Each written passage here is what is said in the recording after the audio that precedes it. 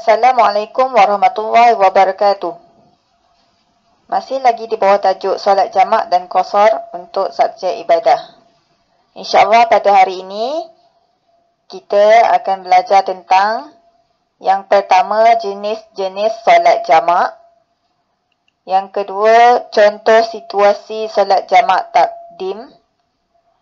Yang ketiga contoh situasi solat jamak takhir. Sebelum tu, kita tengok semula pengertian solat jamak. Solat jamak bermaksud mengumpulkan dua solat ke dalam satu waktu solat. Kita kumpul dua solat sekaligus dalam satu waktu solat.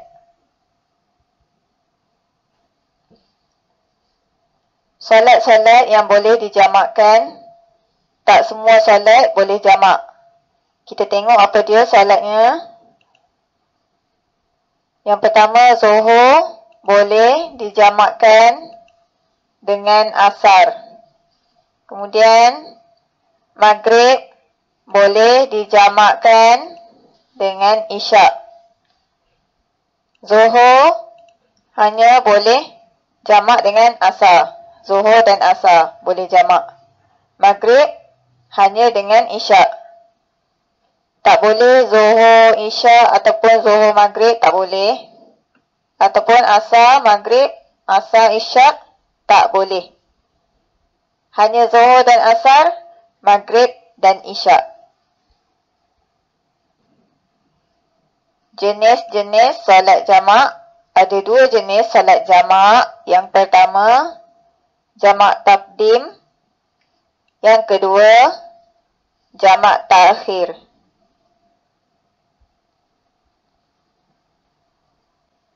Kita tengok yang pertama, jamak takdim. Pengertian jamak takdim ialah mengumpulkan dua waktu solat fardu dalam waktu solat yang pertama. Baik, jamak ni tadi maksud dia kumpul. Takdim ni maksudnya dahulu. Kita mendahulukan. Jadi maksud dia kat sini, kita solat fardu dalam waktu solat yang pertama. Waktu solat yang mula-mula. Kita tengok contoh. Contohnya ialah solat Zuhur dan Asar dilakukan dalam waktu Zuhur. Antara Zuhur dengan Asar, waktu yang pertama ialah waktu Zuhur. Jadi, masuk je waktu Zuhur, kita tunaikan solat Zuhur dan Asar sekaligus. Kita buat dalam waktu solat yang pertama. Yang kedua, solat Maghrib dan Isyak dilakukan dalam waktu Maghrib. Antara Maghrib dengan Isyak, waktu yang pertama ialah waktu Maghrib. Jadi kita tunaikan dua solat sekaligus dalam waktu Maghrib.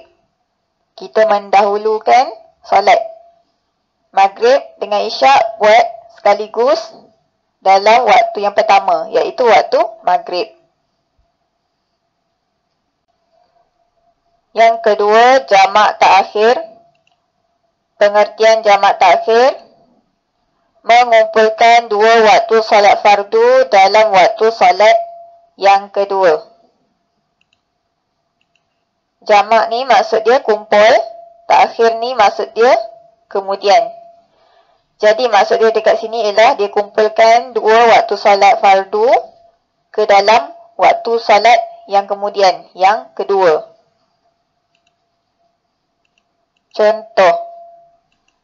Contoh, solat Zuhur dan Asar dilakukan dalam waktu Asar. Antara Zuhur dan Asar, Asar ialah waktu yang kedua. Jadi dia mengakhirkan waktu solat. Dia buat solat Zuhur dan Asar pada waktu Asar. Masa Zuhur dia tak semayang. Kemudian masuk waktu Asar, dia tunaikan dua solat sekaligus. Zuhur dengan Asar. Yang kedua, solat maghrib dan isyak dilakukan dalam waktu isyak. Waktu maghrib, dia tak solat. Kemudian, pada waktu isyak, dia buat 2 solat sekaligus, iaitu solat maghrib dan juga isyak. Contoh situasi, Ustazah akan berikan beberapa contoh macam mana dalam situasi itu kita nak solat jamak takdim dan jamak takhir. Situasi yang pertama, Ustazah akan bacakan. Adam tinggal di Ipoh dan ingin pulang ke kampung neneknya di Johor. Di pertengahan jalan, azan Zuhur telah berkumandang. Adam pun berhenti untuk solat. Dia menunaikan solat Zuhur dan Asar sekaligus dalam waktu Zuhur. Jadi masuk je waktu Zuhur, Adam ni terus menunaikan solat Zuhur dan Asar sekaligus. Dia menjamakkan kedua-duanya dalam waktu Zuhur. Solat ni dinamakan sebagai jamak takdim. Maksudnya dia mendahulukan solat. Jadi waktu asar tu dia tak perlu solat dah. Sebab dia dah dahulukan. Dia dah solat dah pada waktu Zuhur. Situasi yang kedua. Aisyah yang tinggal di Selangor sedang dalam perjalanan menuju ke Kedah. Ketika di tengah perjalanan, waktu maghrib telah pun masuk. Namun dia tidak dapat berhenti untuk menunaikan solat kerana berlaku kesesakan lalu lintas. Akhirnya setelah masuk waktu isyak, Aisyah dapat juga berhenti untuk menunaikan solat. Dia telah menunaikan solat maghrib dan isyak sekaligus dalam waktu isyak. Maksudnya dekat sini Aisyah daripada Selangor nak ke Kedah. Waktu tengah perjalanan masuk waktu maghrib. Tapi Aisyah tak dapat nak berhenti dekat mana-mana sebab waktu tu ada kesesakan dekat jalan raya. Akhirnya masuk waktu isyak. Bila masuk waktu isyak baru Aisyah ni dapat berhenti untuk menunaikan solat.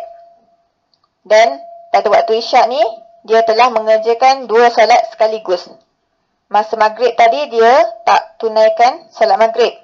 Dan masuk waktu isyak ni dia buat 2 solat sekaligus. Dia buat solat maghrib dan dia buat solat isyak. Jadi solat ni dinamakan solat jamak takhir. Dia mengakhirkan waktu. Dia menunaikan 2 solat sekaligus pada waktu yang kedua. Waktu yang akhir.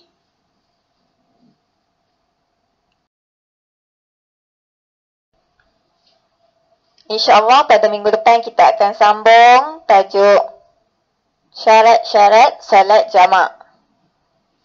Kepada pelajar yang masih belum memahami sepenuhnya tentang tajuk ni, boleh terus bertanya pada Ustazah.